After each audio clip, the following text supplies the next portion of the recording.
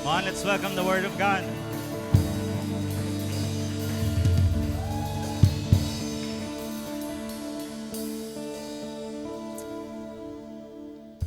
Hallelujah. I believe that God is here. God is here with us this afternoon. Amen. Sobrang sorry pero sobrang grabe yung yung sobrang na-bless lang talaga ako kay Lord. Sa praise and worship habang kumakanta tayo sa Panginoon. Not many people realize or understand kung gaano kabuti ang Diyos sa atin. Amen. Not many people do. But I believe po sa hapon na ito, every single one of us that's here this afternoon, and to all that's listening or watching po, God is so good. Amen. Napakabuti po ng Diyos sa buhay natin. Ang sarap talaga, yung habang ninanamnam ko po yung lyrics ng song kanina, you have been so good to me. And when I hear those words, parang inuulit ko sa sarili ko yung words na yon. God has indeed been so good to me, to my family, and to this church po. Napakabuti ng Panginoon. And can we just give God a big round of applause and appreciate Him this afternoon? Hallelujah. Praise you, Jesus. Praise you, Jesus. Amen. Amen. Amen. So, praise God. Salamat po sa Panginoon sa napakagandang hapon na ito. And welcome again to the church that is passionate to Christ and compassionate to men. Amen. So, this afternoon, we are going to talk about or open a new series for this month of November. And it is about, the title is, ano po ba yung title ng topic natin for this month? Yung series natin for this month? Okay, ayan. Sent, delivered, and seen. And this is, in this series, we'll be talking about God's lavish giving. Amen. Sabihin mo nga sa katabi mo, lavish. Sabihin mo rin sa kanya, lavish, lavish. Amen. So, lavish giving. And tanong ko po sa bawat isa this afternoon, ano po yung alalahanin nyo ngayon, ano po yung pinaka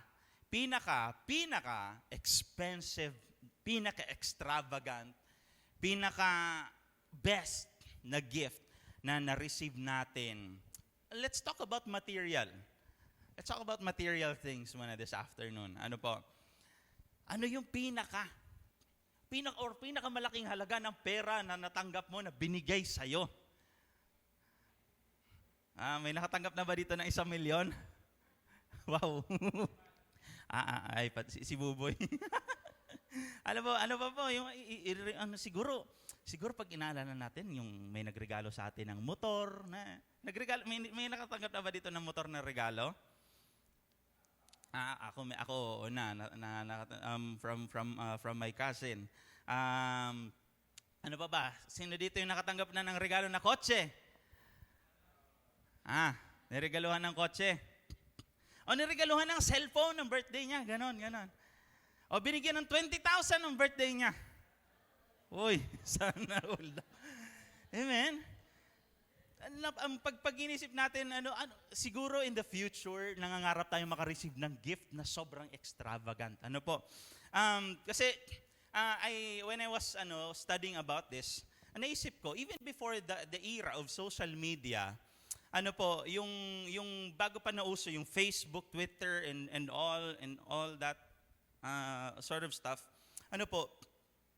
people have been doing the practice of giving extravagantly.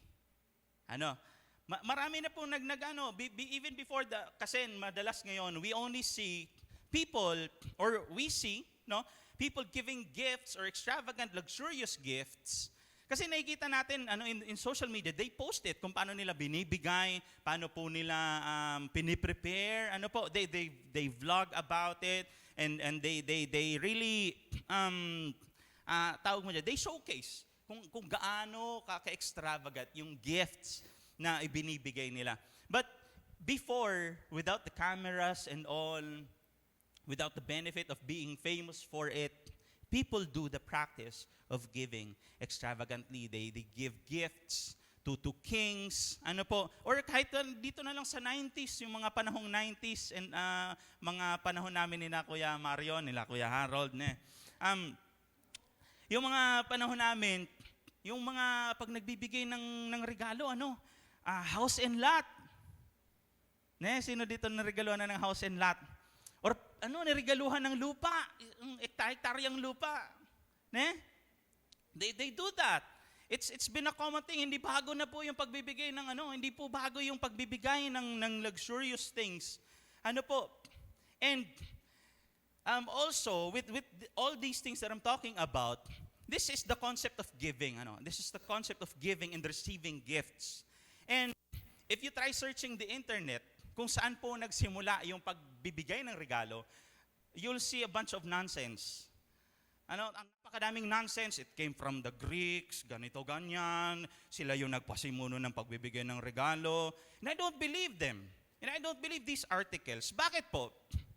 Naniniwala ako that giving itself started with God. Amen.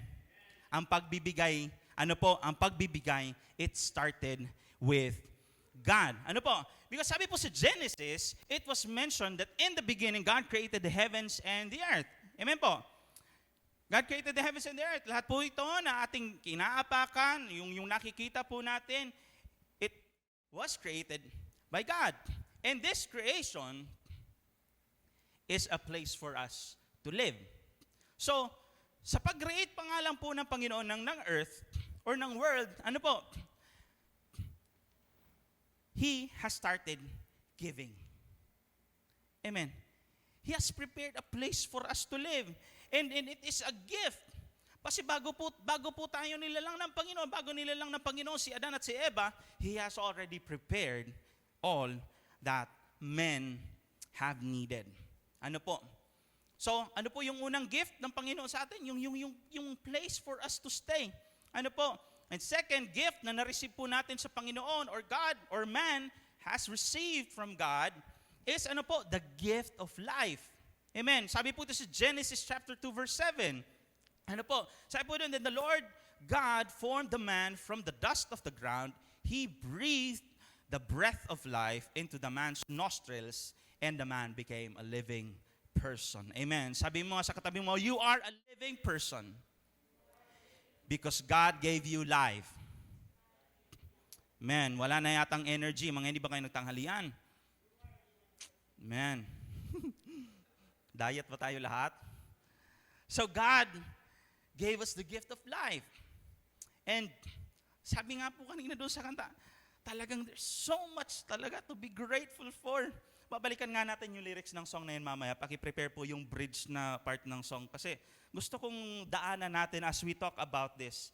And sabi pa po dun sa Genesis chapter 1, verse 27 to 28, God has also given us the gift of being created in His own image. Sabi po dun sa 27, so God created human beings in His own image. In the image of God, He created them. Male and female, He created them. Amen. Sabi mo nga sa katibong, male and female lang. Amen. Dalawa lang. Amen. Male and female lang. Amen. Alright. So, dahil male and female lang, o di male and female lang. Amen. Oh, amen. Amen. So, God has created us in His image. In His image. It is a gift. It is a gift na nung ipinanganak ka, hindi ka kalahating lion, hindi ka kalahating eagle. In His image. Kaya, sabi mo sa tibo mo, kung lalaki yan, ang pogi mo naman. Ang katabi mo, ang ganda mo naman. Ayaw maniwala, no? Ayaw maniwala. But to sum it all up, meron pa pala isa. God has also gifted us, the gift of being blessed by God Himself. Sabi po yung sa verse 28, ano po yung sabi sa verse 28? I-flash nga po that. Sabi dun, then God blessed them and said, be fruitful and multiply, fill the earth and govern it, reign over the fish in the sea, the birds in the sky, and all the animals that scurry along the ground. Amen. The gift of being blessed by God, giving us the go signal, the authority. Amen. Being blessed by Him. Just as He has blessed each and every one of us today and this afternoon. And to sum it all up po, God Himself started the word giving. Amen. He started the word giving. And ay naniniwala po ko, and I know in my heart that many people have the desire to give extravagantly.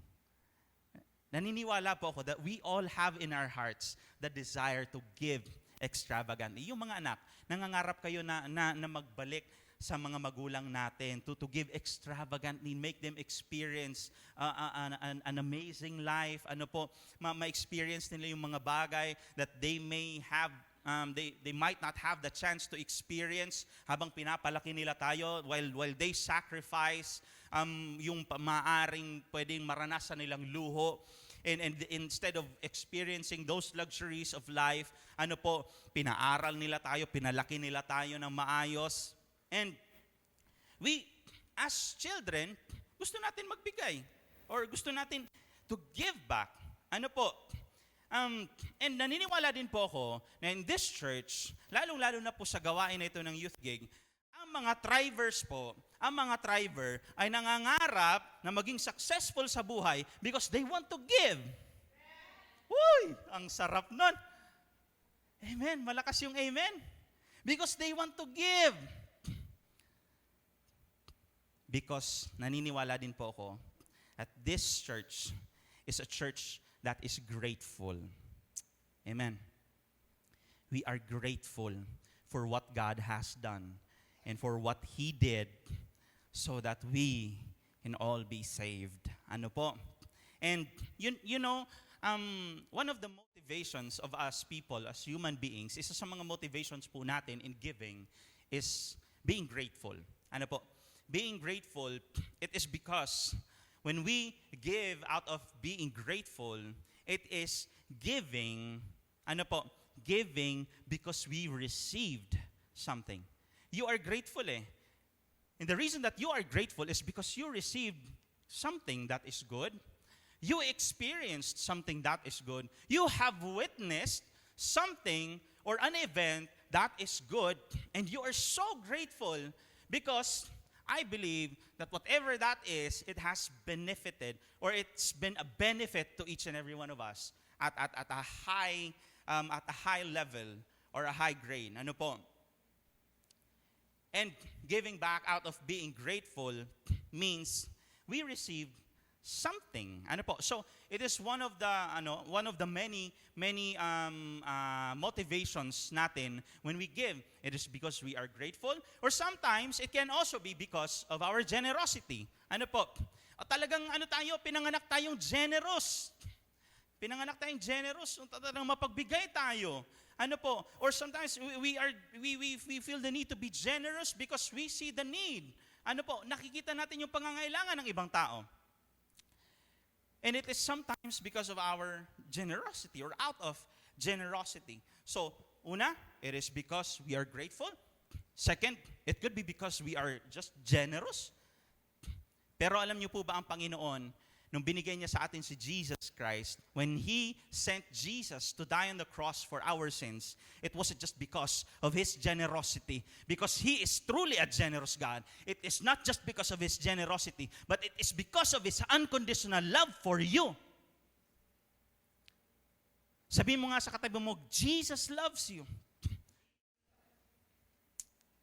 It is not just out of His generosity. It is because God loves you unconditionally. It's the gift of Jesus. It is because of Jesus.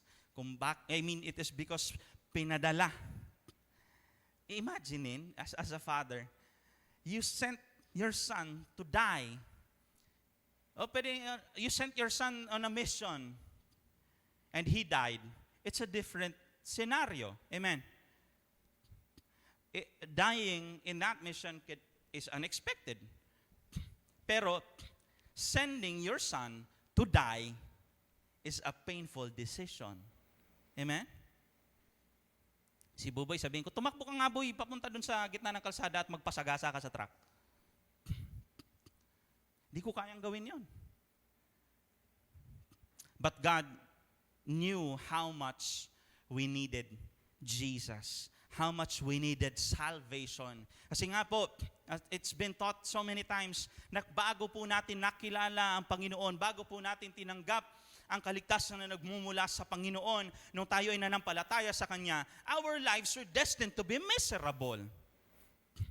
Ay papunta tayo sa miserableng buhay. But all of that is gone because of the gift of God. Amen. It is because of His unconditional love. Ano po? Sabi nga po sa John 3:16, yun po talaga yung main verse natin this afternoon. John 3:16, sabi nga po doon ulit, for God so loved the world that He gave, amen, His one and only Son, that whoever believes in Him shall not perish, but have eternal life. Amen. Yung gift ni God, which is Jesus Christ, sa bawat isa sa atin, it is the perfect gift. It is the ultimate gift na pwede nating matanggap. It is greater than a piece of car na maaaring worth millions na iniregalo sa iyo ng kung sino man. It is even worth more than 100 hectares ng lupa na pwede mong matanggap. Or it is greater than 1,000 iPhones na pwede mong matanggap siguro. Jesus is the ultimate gift. Amen. Sabi nga po sa Romans chapter 5 verse 8, ano po? Basahin ko lang. Sabi dito, "But God showed His great love for us by sending Christ." Amen. By sending Christ to die for us while we were still sinners. Ano po? While we were still sinners. Kanina po, napag-usapan natin, when we give, we have our motivations. Amen. We have our motivations. It's either we received something and we are grateful, that's why we give back, or it is just because we are generous. Ano po? Those can be our reasons. Kagaya nga po ng napag-usapan namin ni Ate Jubel habang pinag-aaralan ko. Sabi niya, ba't ka ba nagtatrabaho? Pag nagtrabaho tayo, we are giving our time. Amen. Naglalaan tayo ng lakas. Amen. And pag nagtatrabaho tayo, we give our best. Amen. Gusto natin ma-promote eh. We give our best. Pag nag-aaral ka mabuti. Kasi gusto mo, you want to finish your studies with flying colors. Amen. Yun yung idea natin when it comes to serving or giving. We give our time. Unconsciously, we give our time and effort and our strength sa trabaho natin. Why? Because, sasahuran ka eh. Paano pag wala kang sahod? Magtatrabaho ka ba? Diba, hindi. Hindi ka magtatrabaho. Hindi mo naman masabing mahal na mahal mo yung trabaho mo. Pwedeng mahal lang. Pero yung mahal na mahal, hindi. Si Lord lang yung mahal na mahal natin. Amen?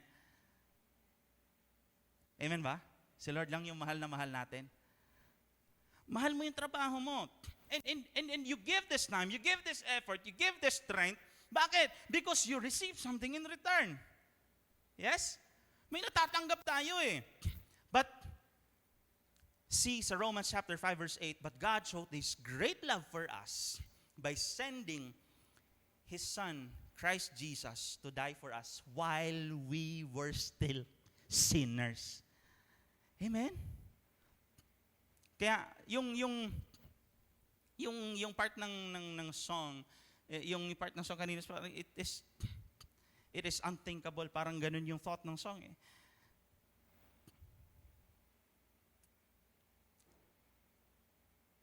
Paano nagawa ni God na i-send si Jesus for us sinners. Kasi nga, sabi ko kanina, most of us give because we receive something or we give back. Sometimes the concept of gift is just because, oh, I'm giving you a gift, bibigyan kita ng regalo dahil you are a good person. Ay, ano to? Very good to. Bigyan ng jacket to. Very good to. Bigyan ng regalo to. Ay, mabait na bata to. Ano to? Bigyan mo ng 1,000. But have you ever heard the statement, ay mamamatay tao yan, bigyan mo regalo? Ay ito, nahuli yan, nangangalon niya, bigyan mo regalo, damihan mo pa. Have we ever heard that kind of statement? No? Uy, ito kaibigan mo to, nag-rob ng bank yan. Bigyan mo ng regalo, dagdagan mo pa yung ninakaw niya.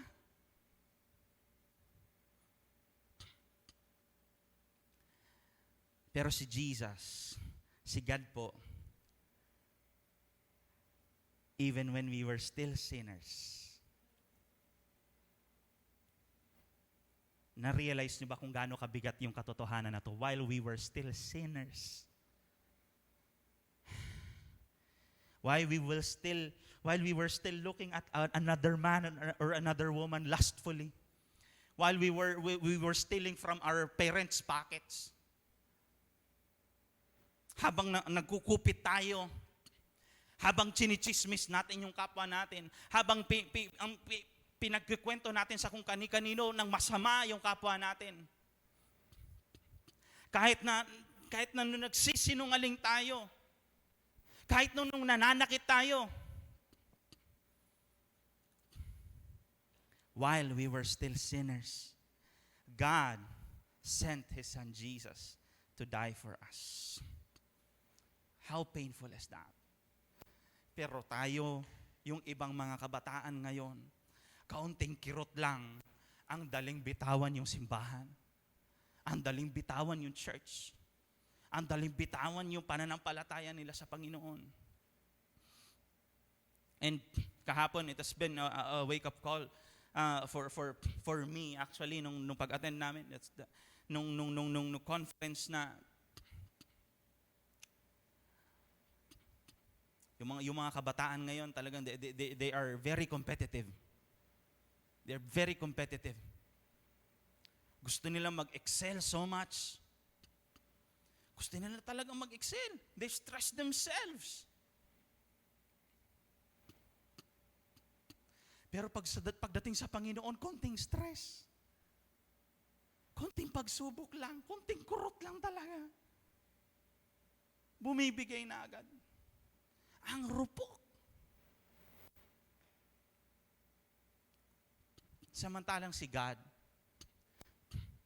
nung nagbigay siya, not expecting anything in return. Hindi naman lahat tanggap kay Jesus eh. Napakadami pa nga yung nag-reject kay Jesus.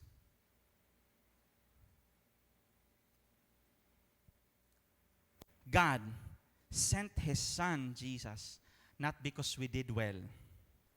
Amen. Not because we were perfect, but because God loves us, period. Amen. Mahal ka ng Diyos. Sabi mo sa katabi mo, mahal ka ng Diyos. Let that truth sink in. Ulitin mo sa Kanya with conviction. I want everyone to please believe this word when you say it to your neighbor. Mahal ka ng Diyos. Hallelujah. It is the truth. Alam nyo, pag alam nyo, mahal kayo ng Diyos, man, you can overcome every struggle. You can overcome every pain. Because the God, the maker of everything that we see and we cannot see, is with us. He is for us. Amen. He is not going to be against us. Hallelujah. But now, let me end with this question and challenge for each and every one of us. Ano pa ba yung kulang? Ano pa ba yung kulang? Tanungin mo yung katabi mo, ano pa ba yung kulang? Bakit hirap na hirap pa rin maglaan ng panahon sa Panginoon? Bakit hirap na hirap pa rin tayong gawing number one si Lord sa buhay natin? You know what? In this statement that I'm about to say, I can't be sure 100%. Pwede magkamali ako dito. So help me God. But maybe it's because people have so much going on in their lives. Napakadami nangyayari sa buhay natin. There's so much that we want to achieve. Amen. Napakadami natin gusto marating. And you know what? The best example of this is the progress of our aspirations. Amen. Simula po nung tayo nalaman natin na tayo na Jesus wants us to be saved. That's why He gave His life for us. Ano po? At tumanggap po tayo ng kaligtasan. Marami po tayong naging pangarap. Amen. Marami tayong naging pangarap. But the thing is, mas minahal na natin yung pangarap natin kaysa dun sa nagbigay ng pangarap sa atin. Ganito yung ugali ng mga bata ngayon when they open up their gifts. Di ba pag Christmas, yung mga bata, marami silang natatanggap na gifts. Either more than 2, 3, 4, 5. Bukas sila ng regalo. Ay, ang ganda! Bukas ulit ng next gift. Ay, ang ganda nito. Ito naman. Open again the next gift. Ay, wow, ang ganda. Mas maganda to kaysa dun sa And then they open, and they open again. Until they're left with nothing. You know what? It is similar to us Christians, na mga nangako sa Panginoon, na, Lord, patapusin mo lang ako sa pag-aaral ko. Maglilingkod ako sa iyo. Nakatapos. Pinatapos ni Lord. Nung nakatapos na, Lord, bigyan mo ko ng trabaho, maglilingkod ako sa iyo. Binigyan ni Lord ng trabaho. Hindi pa rin.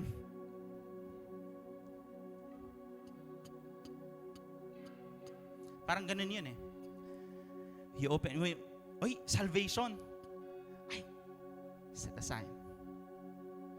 Ay, graduation. Set aside. Ay, trabaho. Thank you, Lord. Ay, promotion. Thank you, Lord. Thank you, Lord. Thank you, Lord. Yes. Thank you, Lord. Thank you, Lord, talaga. If God has allowed you to experience all of that success, kahit na you fail continuously, thank you, Lord. And you know what? If you're truly grateful sa Panginoon, hindi mahirap para sa atin na maglaan ng panahon para sa Kanya. Siguro po, kulang pa yung upuan dito sa church. If the young people truly understand the love of God for them. Kaya right now, I'm speaking to all the leaders here and to everyone po, I mean whoever is watching us right now, whoever you are, wherever you are, know this. While we were still sinners, Christ died for us. Amen. While we were still sinners, Christ died for you and me. And we have all the reason. We have every reason to give our lives and offer it to God as well. Amen. He sent His Son Jesus. Jesus delivered the salvation. And we have seen the example that was set by His Son. We have seen the evidence of the efforts of God. We have seen the evidence of the blood of Jesus sa buhay ng bawat katabi natin sa hapon na ito. You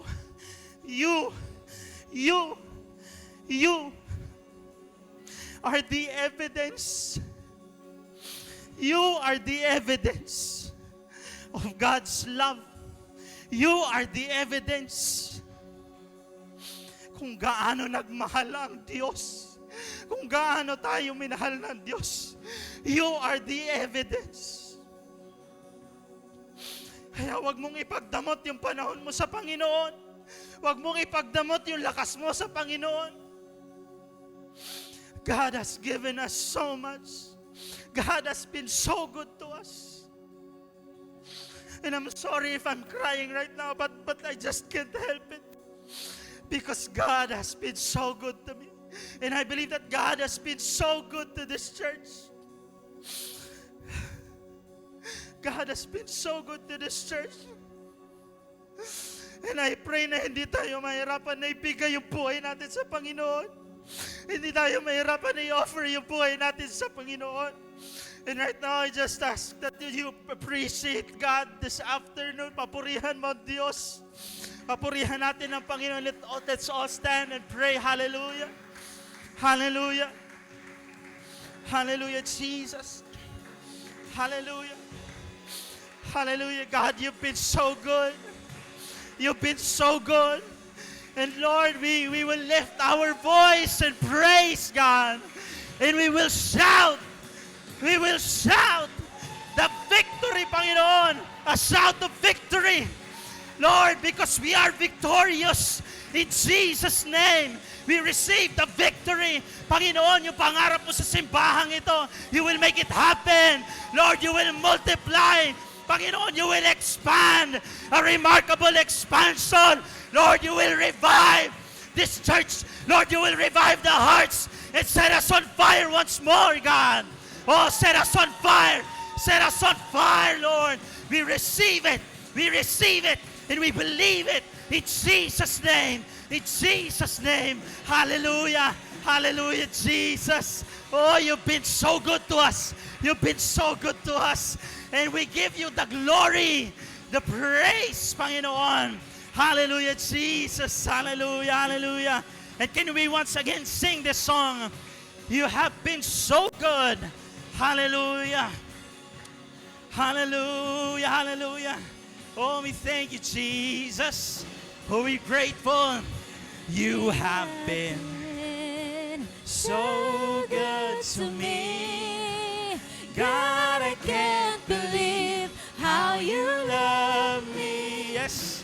What a friend you have been. Come on. Meditate on the words of this song and appreciate the goodness of God sa buhay natin. He has given us so much. Hallelujah.